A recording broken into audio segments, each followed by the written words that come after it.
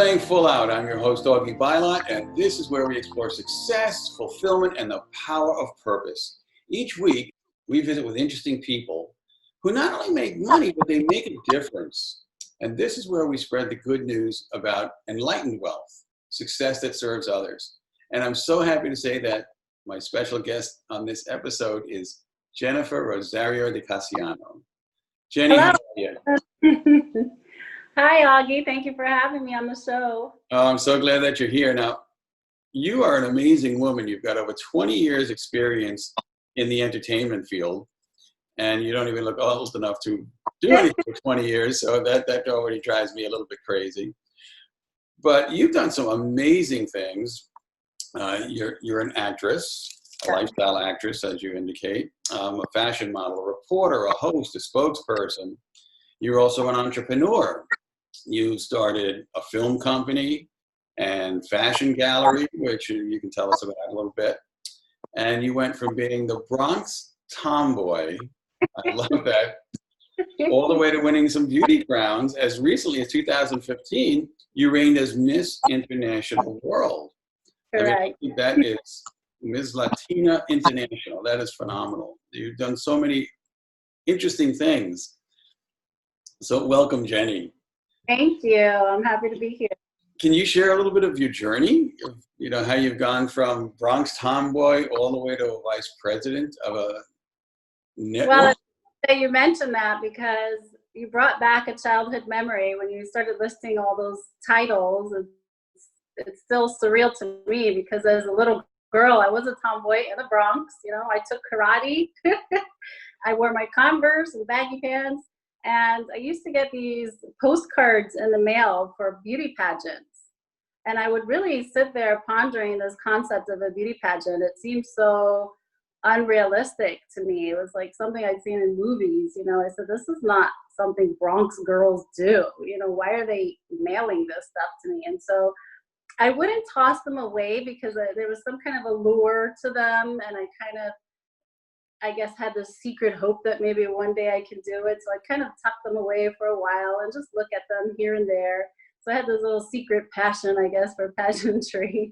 But it wasn't until after college, like in my 20s, when I was in Florida, that I met a pageant director who, despite being a tomboy, she recognized the talent in me and she decided to take me on and train me. So she handed me a pair of really high heels and said, go clean your house in these. And I was like, oh my gosh, I've never. Oh, that's so great. I almost fell over the first time I put them on in my kitchen. I had to grab onto the walls and it was such a crazy journey.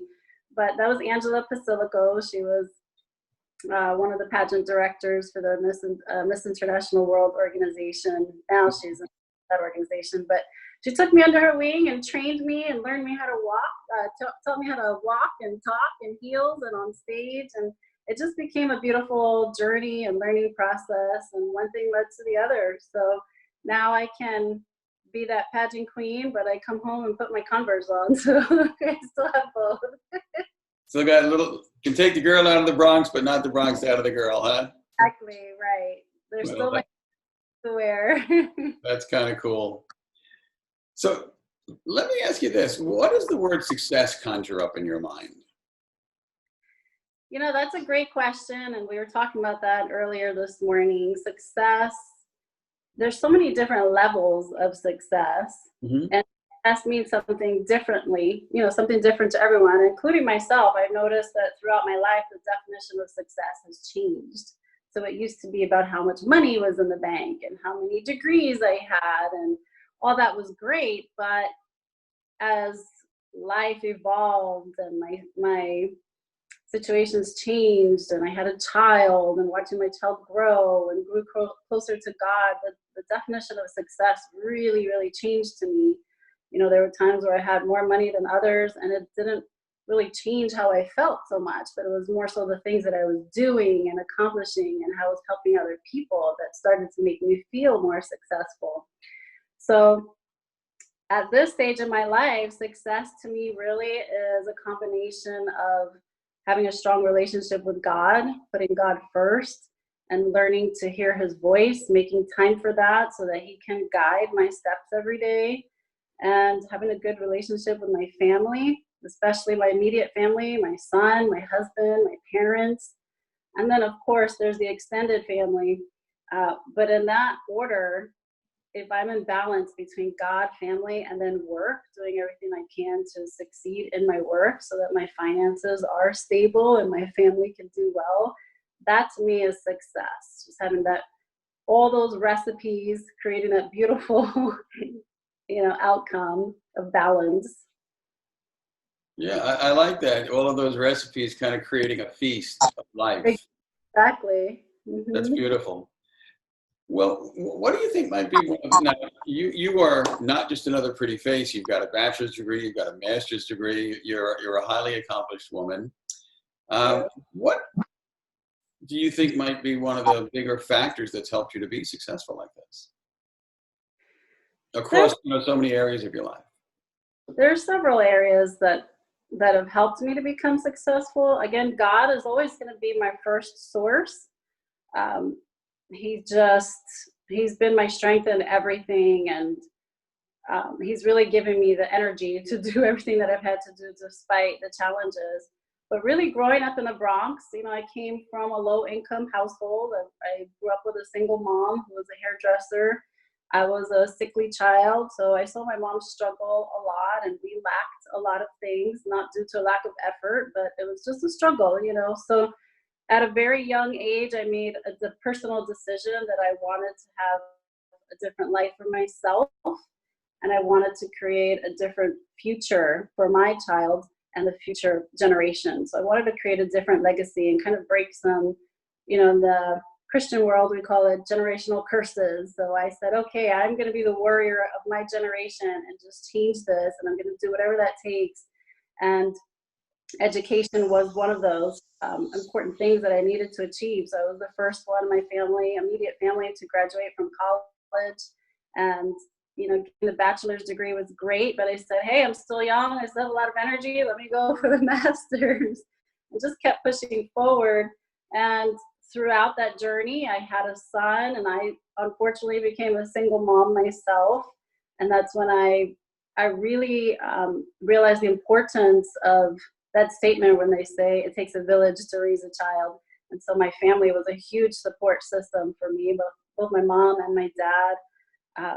So they were huge helps to my success because I wanted to foster a certain kind of home. And so my parents were very active there to help raise my kids, but I didn't have to, leave them with babysitters all the time or keep them in daycare. So it was a village, really, that helped me to succeed, between God and family and just that internal desire to change the future of my family. Well, there's a lot to be said for tenacity and perseverance. You've certainly modeled that. Thank you. Uh, so do you have kind of any rituals or, habits that you employ on a daily basis or a weekly or whatever basis to kind of manage through all of this and lead you on the success path? So as you know, in the entertainment industry, my schedule changes quite frequently. I mean, it can Hmm. change day to day. So today I can be in Orlando, tomorrow I can be in Miami, then I can be in Georgia. I mean, it can change from day to day. So we basically work on call quite a bit. However, I feel that in order to be successful each day, I do have a certain set of habits that need to happen. And so every morning, I Hmm. start my day out with a devotion. So we have a daily devotion. Sometimes my husband and I do it together, and try to make peace with God and ask Him for guidance every day. We want Him to show us where we're supposed to go, what we're supposed to say and do. And so that's the first thing we do every day is get our mind and spirit right. Hmm. And then I'm a believer in task lists. So I recently discovered a new name for them called a ta-da list. So every time you complete something, it's a ta-da moment. You check it off and you feel good. Celebrate. I celebrate, right. So I have a to-do list every day, and I set my daily goals, and I really push hard to complete them every day. Sometimes I'm a little overambitious and can't quite get everything done, but if I have to pull a late night to get things done, I will, because those check marks are super important to me. Mm-hmm. And then, of course, having those to-do lists is really a time management skill. So sometimes if I have more flexibility during the week, or know I'll be at home, then I'm able to do some more time blocking, a little more structured time blocking. But basically, if I have the to-do list, it pretty much keeps me on focus. And then again, end of the day and throughout the day, we thank God and just kind of check in with him to make sure we're doing the right thing, or if we get a little stuck on something, we ask for guidance. And then we have an attitude of gratitude at the end of the day. We always thank him for getting through another day, and ask him to renew our energy for a new one. Well, yeah, you said a couple of things there that, kind of stand out. One is the attitude of gratitude. And I totally agree with that, because it just changes our character. It does. Changes our energy level. It changes who we are when we're grateful. But the other thing you mentioned is time blocking. And I'm a big fan of time blocking. Now, time blocking is typically, for anyone who's not familiar that's listening, is a skill of literally blocking a chunk of time where you can only do one thing during that time, the thing that you were appointed to do, and nothing else. No coffee break, no potty break, no nothing. What kinds of things for you fall into that kind of category where you literally time block it? As an actor, I do a lot of self-tape recordings. So as you can see right here, I'm in my home studio. I have two studios at home, so this is the video studio. So I always have a blank wall here, and I have a room full of lights for different setups, and then I have a sound studio as well. So when I have to self-tape, that requires a lot of self-discipline, because it's not a matter of just getting in front of the camera and performing. There's a lot of preparation that goes into that. So I'll close my office door. Sometimes I put a note on the door to let my family know not to disturb me. That's my time to focus, get into character, read, practice, and then of course do my recordings or my practice tapes. So that particular activity definitely requires very specific time blocking.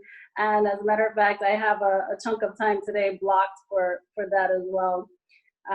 And then sometimes it's, for other tasks, like for reading or for writing. As a creative person, I have ideas and I need to get them out. And so I have to make time to do that. Yesterday, it happened by accident, but it was wonderful. So I left the house, and I never do this, but I left my cell phone home. And I had about an hour break in between appointments. And I said, you know what? I never have nothing to do. I said, I'm just going to kind of switch the time frame. And so I grabbed some pen and paper, and I sat there for that hour, and I wrote a little children's book that I've been wanting to write forever. And it was awesome. So just knowing what you have to do, even if you don't have your little calendar on you, you can modify that time block. And so that's how I used that time yesterday, instead of just sitting there, drinking coffee and talking. Right. I think that's brilliant. And see, I love chatting with you, because so many things you say just lead me into something else. Right. And you're probably one of the best people I will ever get to have on the show that can give some of our listeners and viewers, because so many of them are investors. Right. How do you master scripts? Oh, goodness. It's challenging. You have it, yeah, I'm sure. Very. But is there a tip you might share for getting into character and mastering a script? Well, I've taken a lot of classes. So for getting into character, we have some exercises that we use, and that's called creating a backstory. So when you get a script, they might give you a few lines and they tell you nothing about the character. So that's where we have the opportunity to make some creative liberties in our audition. And we just have to dedicate ourselves to specific choices and just go with it. And either they like it or they don't, or they have to modify. But as far as learning the lines, there's a lot of repetition. I have an app called Rehearsal Pro, and so I can voice record my script in there with both people speaking, and then I can remove the other person's dialogue. or my dialogue so that I can verbally respond out loud to their lines. And then the other thing I do is write my script out, because there's a special connection in the brain when you actually write something down. And even if I have to write it down several times, I'll do that until I get it. And then, of course, there's the old trick with the index card where you just cover the next line and guess what it is.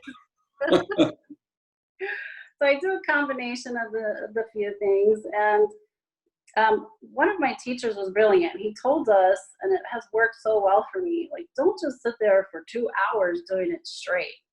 That becomes kind of a rote memory, but it gets so locked in that it's hard to modify from that point. Breaks in between is really helpful in helping you absorb that and keeping the energy going.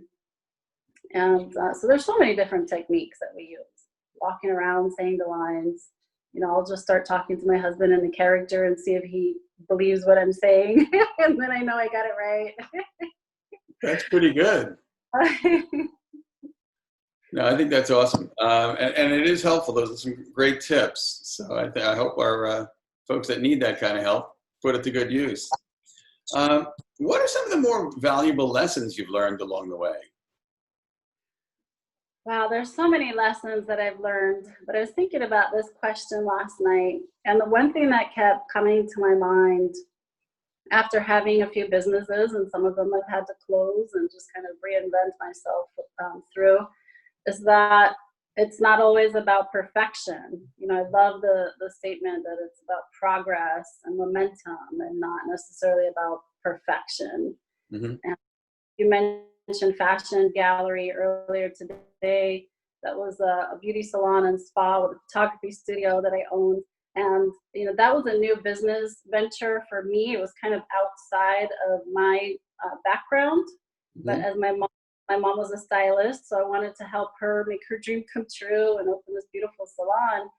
But I tend to be very literal and a bit of a perfectionist. So I had to hit the books and really study about that business and come up with a plan. And I went into the project with such an approach of perfection. And I didn't want to get the business open until everything was in place and every department was ready to go.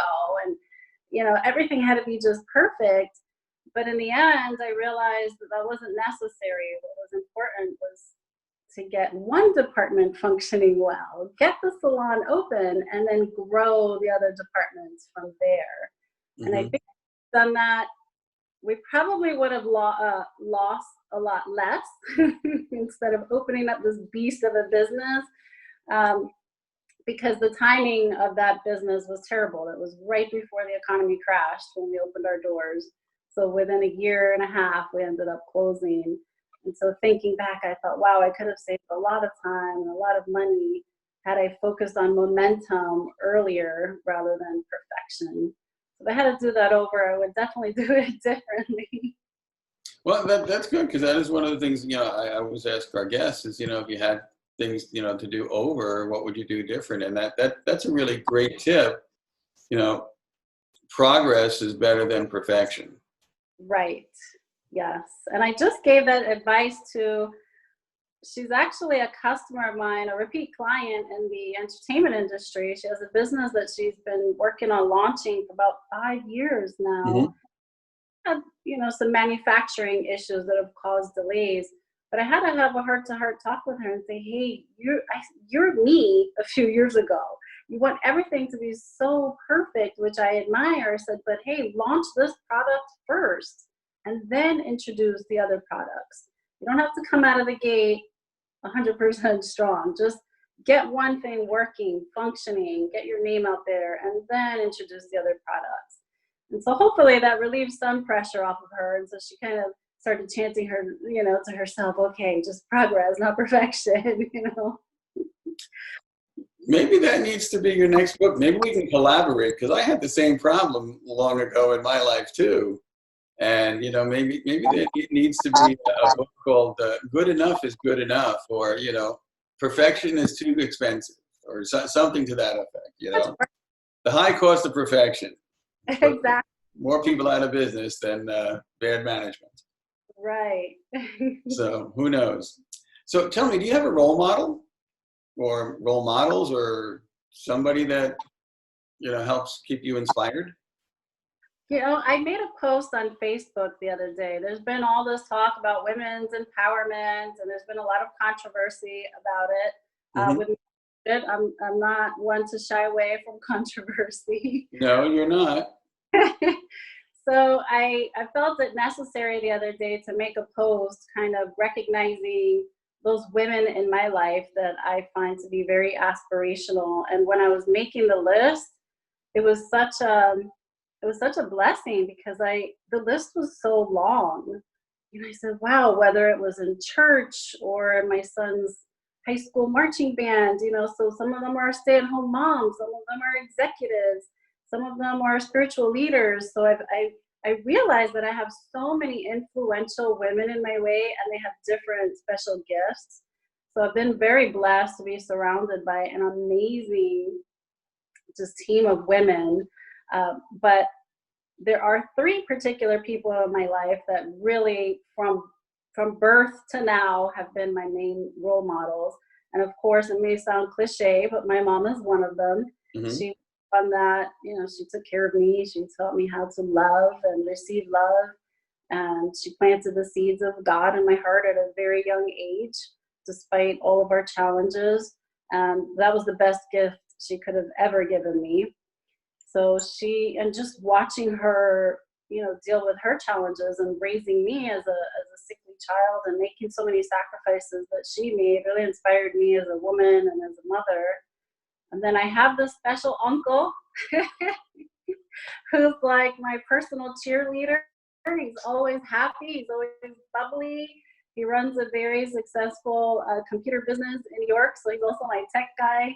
But whenever I need like a reality check or I'm feeling down about myself, I can pick up the phone and say, hey, remind me of who I am, Everybody needs to have that person in their life. Sure. And he's my go-to for that because he's known me since, my entire life. So he's just my personal cheerleader. And then if I were to pick like a historical figure, it would be Mother Teresa. I mean, how can you beat Mother Teresa? She's just so amazing. When I was a little girl in the Bronx, that was my nickname. People used to tease me and say, okay, Mother Teresa, because I'd make them pick up their garbage or be kind to the neighbor. And it was always feeding the homeless people and making my mom, even though she was struggling, like, tip the Chinese guy on the bicycle or like, even though we didn't order the Chinese food, I would tell her, you have to tip them. So she's a person that I really aspire to be since as long as I can remember. I've wanted to do missions. Hmm. When I was about 10 to 12 years old, I thought that in order to be a missionary, I had to be a nun. So I told my mom, I want to be like Mother Teresa, so I'm going to become a nun. And my mother almost cried her heart out. She said, no, I want grandchildren. So she explained to me that I didn't have to be a nun to be a missionary. Uh-huh.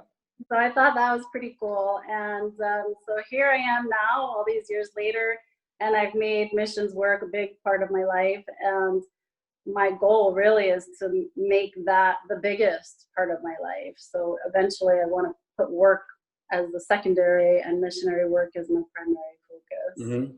I look forward to that day. Well, it'll come. I mean, it's, you joined us on one of our mission trips with the wheelchair work that we do.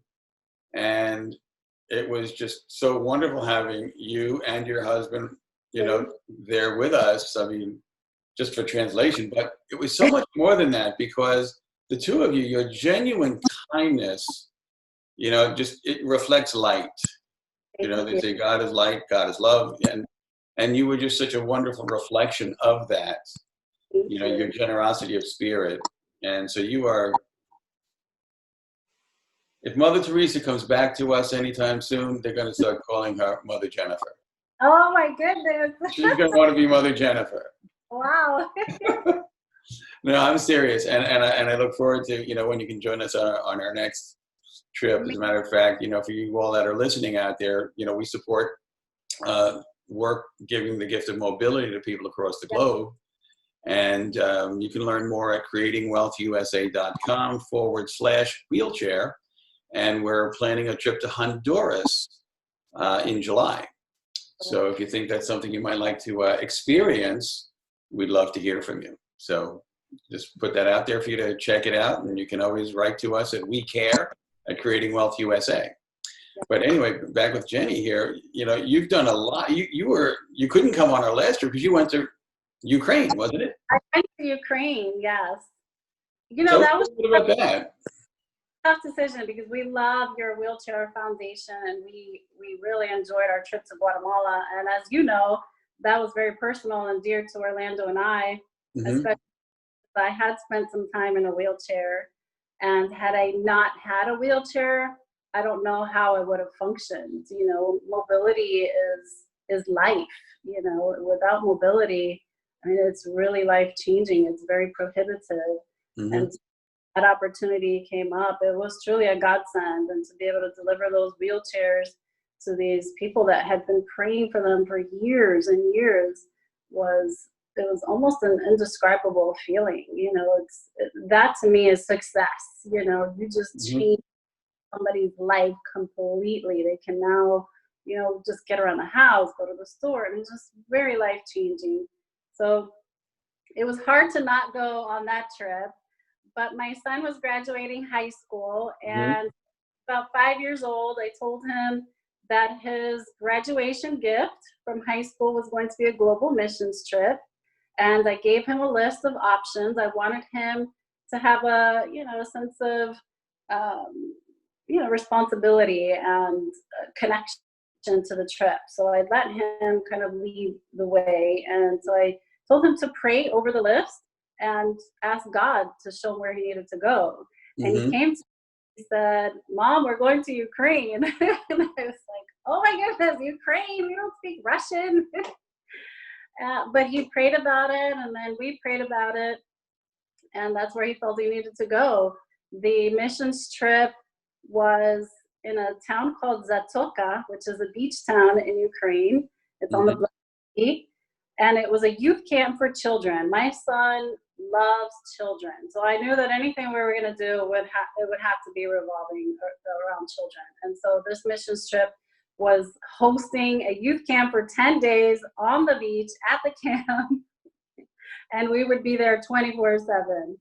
So it was really a big challenge because it was the first time they had ever put this camp on. We had 120 kids that didn't speak English. I said most of them didn't speak English.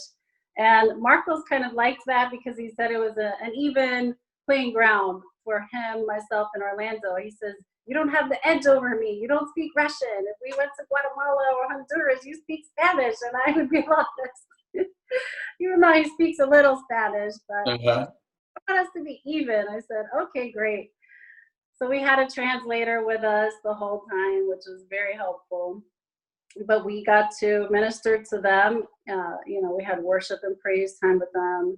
We had a lot of heart-to-heart conversations with them. We were able to, give them advice and some words of wisdom and help them with some challenging situations they were dealing with personally. We dealt with children from 8 years old to 20, so it was a really broad age range. So we had the issues, from someone took my teddy bear to relationship issues for someone of their from 18 to 20, and of course we taught classes. So I got to teach English classes, and I also got to teach acting classes, and of course all the kids loved that. So once I said we were doing TV and film acting, they all lined up and wanted to be in my class.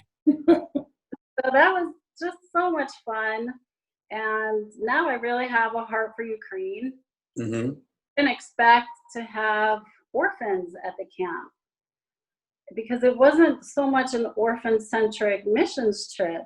But when we got there, we realized that there was a handful of kids there from different orphanages that had been sponsored to go to the camp.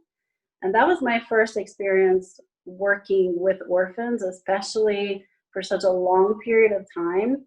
So for 10 days, we spent 10 to 15 hours with these kids. So we really bonded with them and grew a strong connection. And I'm so thankful for social media, because now I have a whole bunch of teenagers that I talk to from Ukraine, and we're using Google Translate.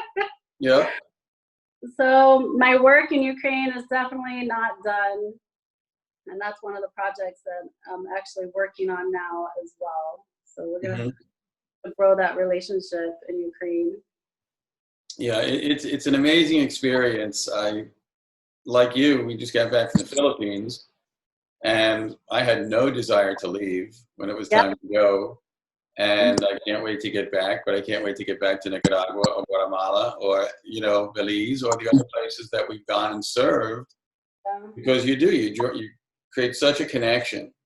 And I think one of the things I'm learning, in chatting with you today, that it is a gift that you have just shared that people don't even realize, is that building a network, getting out there and touching other lives, just helping or asking for help, either one, the more people you connect with, it just broadens your world. It does. And it broadens your vision. And that's a powerful thing. They say that, your network is your net worth. And that's, I've always seen it from a monetary perspective, but really from a social perspective, it is so tremendously valuable. And it's not just getting together with people on social media, but you have to get out and be with people. Right. I was saying the other day to someone, when you lift somebody up physically, place them in their first wheelchair, that's a big deal. It is. There's usually tears coming from everybody because it's tears of joy. I know. But then the very last thing you do is you kneel down on one knee to lift their foot and put it into the footrest. And at that moment, you're looking at them eye to eye. And there is such a human connection there that takes place. It is indescribable. It changes you forever. It does. When we went out there to Guatemala, I don't know how many times I had to go run into a corner and hide and just cry, Well, with me, it got to the point I stopped running to the corner because I would have been in the corner all day. Hard, yeah, but it was very special. It's a very unique feeling, very humbling. And it's moments like that and being in Ukraine with these children that I found that I feel closest to God. That is God's work. That's what He assigned us to do. And I just don't think you can get closer to Him than doing things like that, like really changing people's lives. When I went to Ukraine, I had a special moment. I brought this little suitcase with me. So everybody knew I was coming across the campus because they could hear my wheels, It was like Mary Poppins' bag. I was the only one that had it too. I always have to do something quirky, but I wanted to have materials because I am that perfectionist, and while one thing I love about acting is that it's taught me to get out of that box too, so I know how to wing it if I have to. But I knew that this was the first time we were putting something like that together, so I gathered a lot of donations here in the United States, and I brought a whole bunch of learning tools with me. So I had books and pamphlets and all kinds of learning gadgets and games. And so I packed up my suitcase and I brought it to every single class. And I was walking across the campus. My feet were covered in dirt, because it's a campsite. So I was so dirty and sweaty and stinky and hot. And I just hear all these little children laughing and running by. And I'm walking to my classroom, which is outside under a little tent. I felt the sunshine. I knew my son was off somewhere teaching a marching band class and doing his thing. And my husband was playing sports. And I felt at that moment the most fulfillment that I've ever felt in my entire life. I knew that was my calling from God. I said, wow, like I could do this forever. I don't even have to go back home. We have a big, beautiful house here, all the luxuries that we need. And it just didn't mean anything to me. Just being at that place at that moment, doing that work was the most fulfilled I've ever felt in my life. And coming back home was hard. I felt a little depressed coming back home. Like, no. Yes, coming back home to luxury and freedom and flexibility and choice. Yeah, Yes, it is kind of overwhelming. it is overwhelming. It is. There's so much beauty and joy in the simplicities of life, and that's what I wanted my son to learn before going off to college. Mhm. I wanted him to have those special connections with people around the world and see other people's struggles, because he has been so blessed. And we do stuff locally too, so it wasn't the first time. And we've done missions trips locally in other states, and even here, I've taken him to feed the homeless, and not just feed them, but go talk to them, shake their hands, recognize them as people that Mhm. are struggling. So he was really touched by that too, and he knows that he's going on a wheelchair trip one day. So he's looking forward to it. He was so inspired. He's actually learning Russian right now because he wants to go back and speak to the Mhm. children in their language. Oh, that's wonderful. Yeah, So, your son is a young man that I'm going to keep my eye on. I kind of see him as a potential congressman, senator, oh you yeah. know, but not as a politician. But I see him as a true public servant. Well, who knows? On his dream board, because we've made dream boards together, he does have the president on there. Well, So that's okay too. That's yeah, okay too. who knows? He definitely wants to be a world changer, and he has the heart for it. Yes, he So does, and he's got the mind, and he's building the credentials. So that's pretty awesome. Um, what do you think is one thing that you could offer most people? If they were to adjust one thing in their life that might help them achieve a more successful outcome. Because I interviewed a good friend of mine the other day, and he said, "Well, success isn't really even a destination; it's a journey, and it's a series right. of outcomes Mhm. that are far ahead of the worst possible outcomes." Right. And so, as we continue to string better outcomes together as we build our lives, what's one change you think could be a blessing to people? If they were to explore that change for themselves. We kind of touched on that a little bit earlier. Hmm. For me, that boils down to a mindset. You have to, a lot of people they have to change their thought process. A lot of people get stuck in careers that they're unhappy with, or lifestyles that they're unhappy with, and they feel like, well, this is it. This is the life I chose, and I have to stick with it.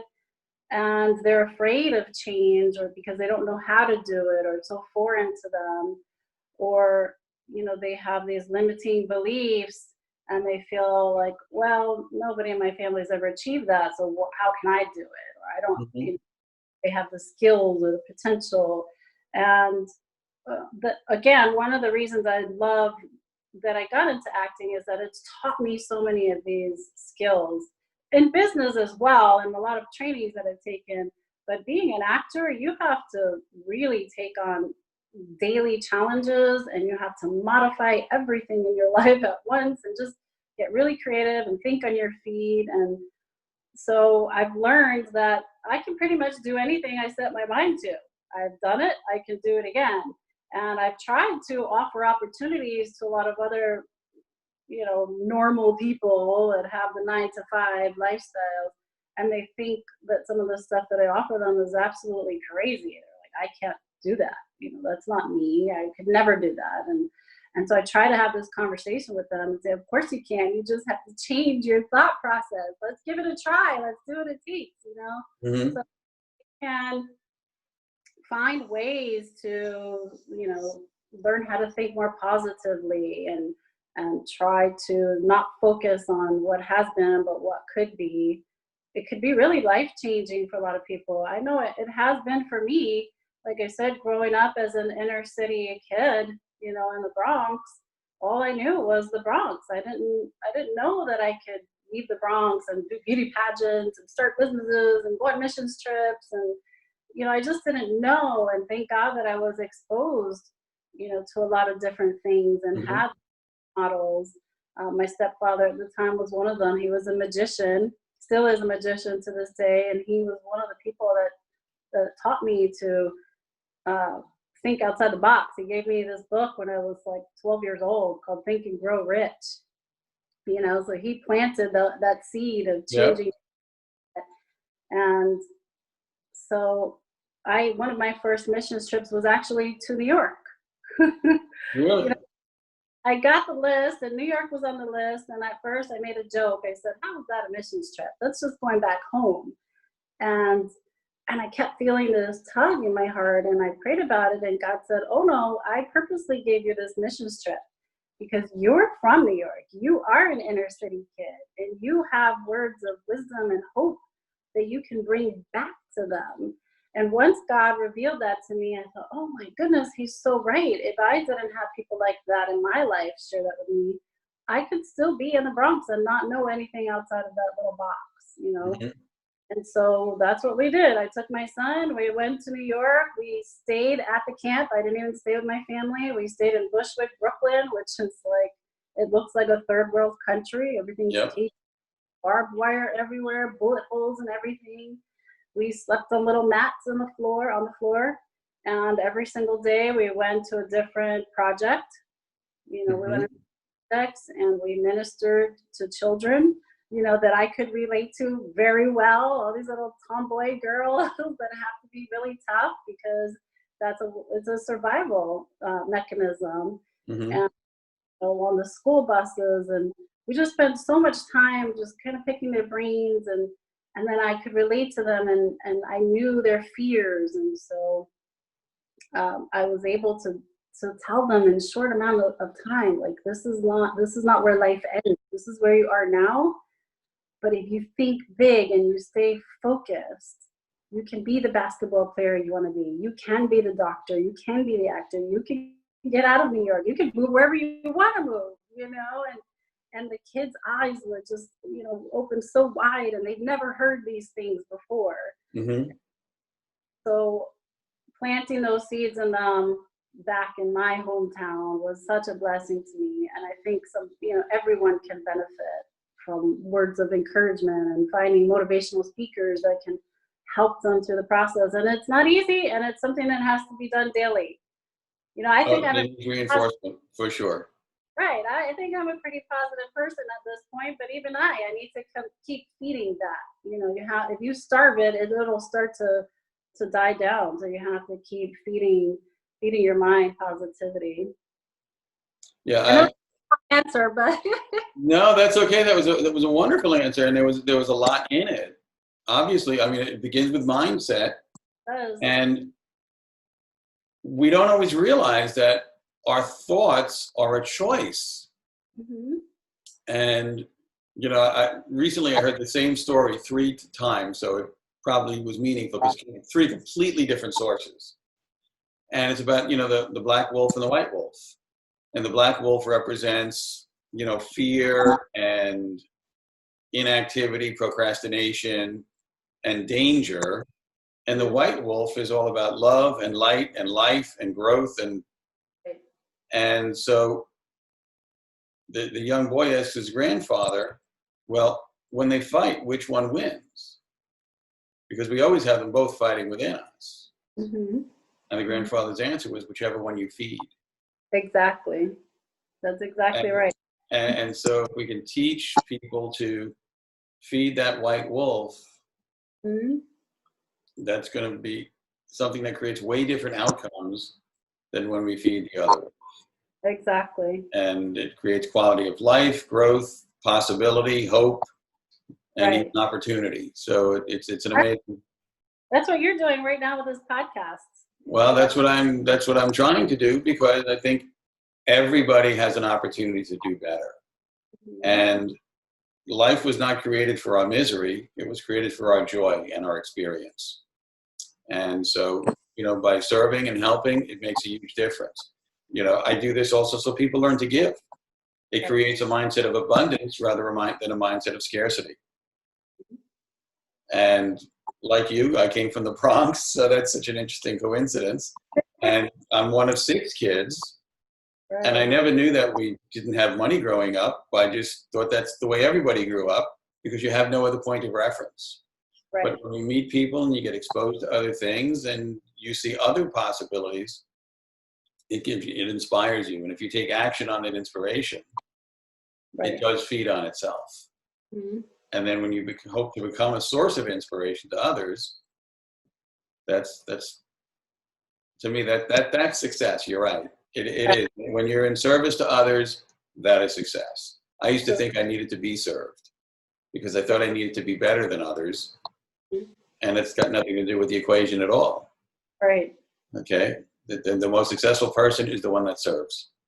I agree. So, I'm curious. You do all these, service things and work things, but how do you play full out? Live full out. I totally get that. But how do you kick back and chill? How do I kick back and chill? Well,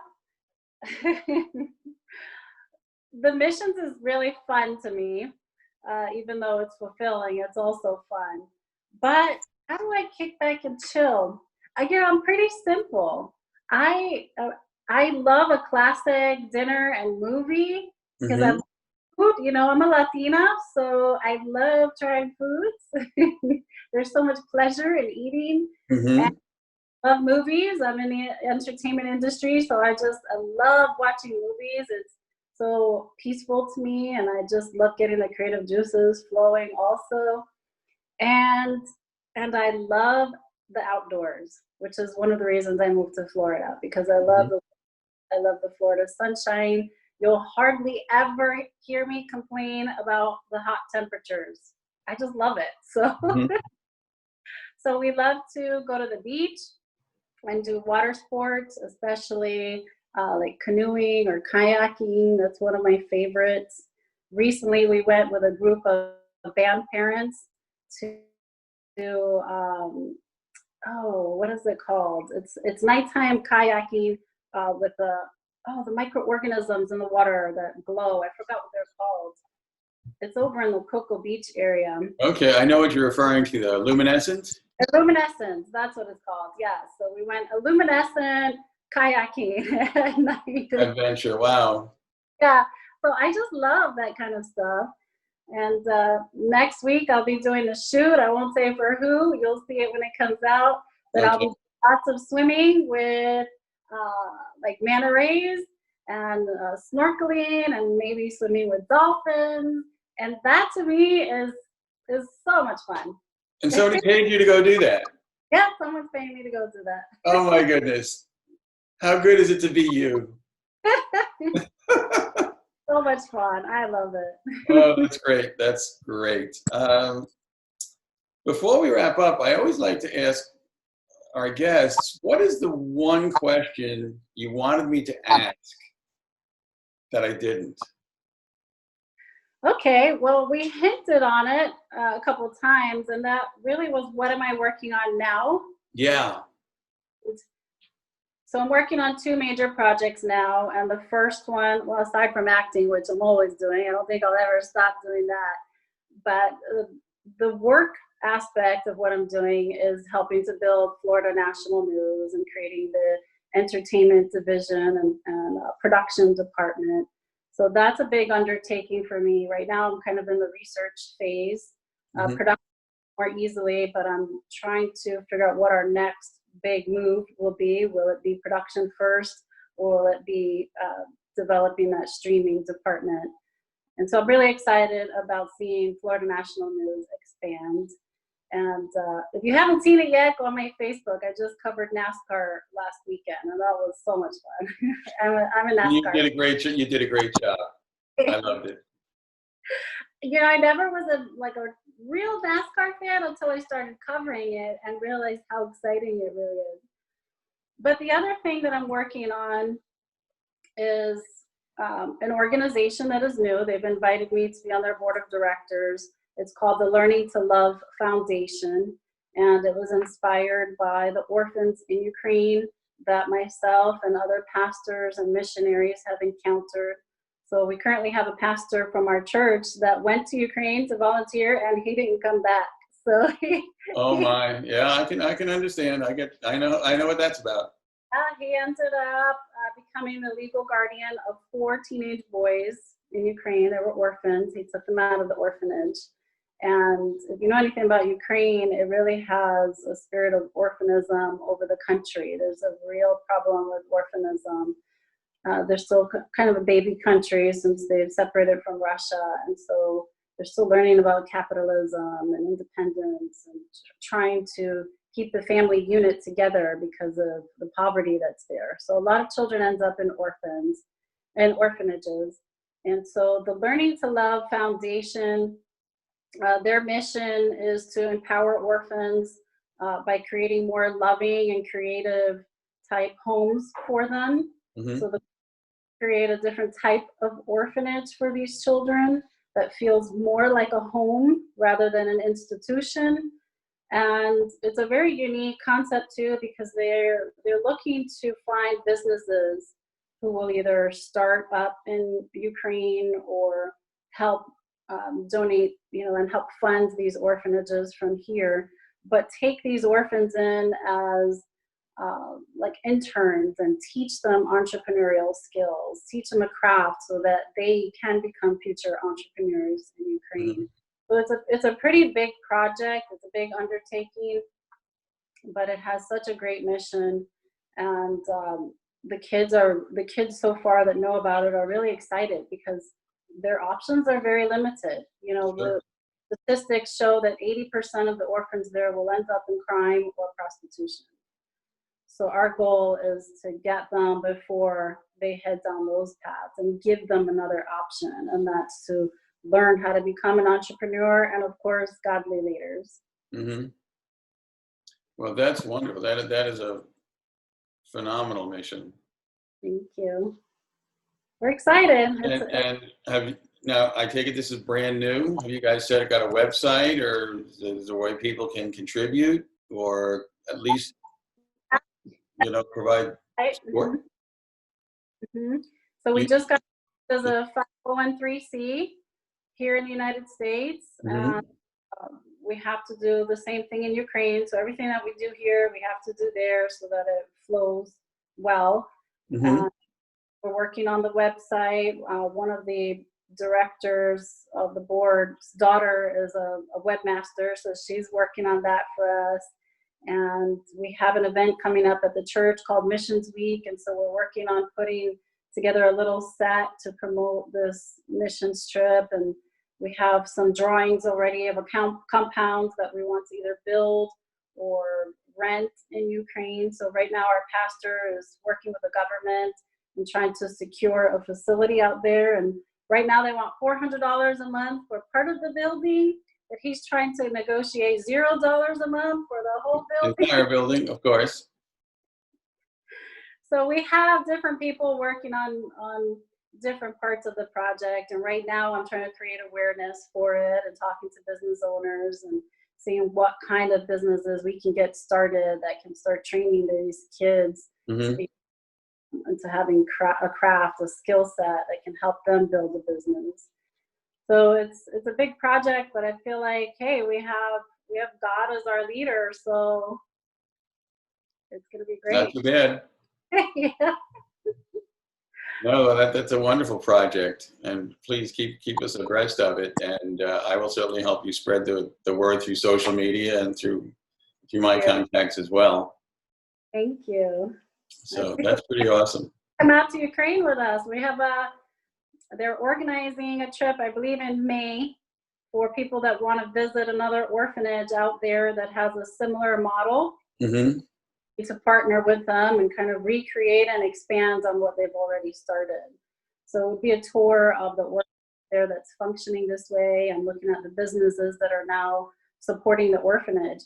Mm-hmm. Orphanage depends on government funding or private funding, and so a lot of the children are not getting the medical care they need. They're not eating properly. They're not getting the proper education. And so the concept here is to develop a community of businesses that pour into the orphanage, and then the orphanage provides, the workers for the businesses. So it's a self-sustaining system. Mm-hmm. Rather asking for money all the time. I think it's a much better model that can really be successful. Well, that's great. I definitely want to follow your success, and we'll have to see what the dates are regarding May, because I've got a 3-day event coming up in May, the Financial Freedom Summit. Oh, yes. That's going to be May 21st through the 23rd. So, for anyone listening or watching, you can learn more at creatingwealthusa.com. Just click on our events page. You'll find out exactly what's going on, but that's going to be an amazing event. But boy, I would love to go to the Ukraine. If not this trip, it'll be the next one. Who knows? Maybe we can do a joint wheelchair. Oh, yeah, At absolutely. some point, we'll have to get our heads together around that and see if that becomes a possibility for us. Right. That would be great. Well, Jenny, I want to thank you so much for being with us today. You are such a blessing to so many people, myself included. I value our friendship more than I can ever express. So thank you for today. Sure, And, I want to thank everybody who is either watching or listening. And I just always want you to remember one thing. If it's nothing else that you remember, always play full out. Play full out. Thank you, Augie. Thank you, everyone.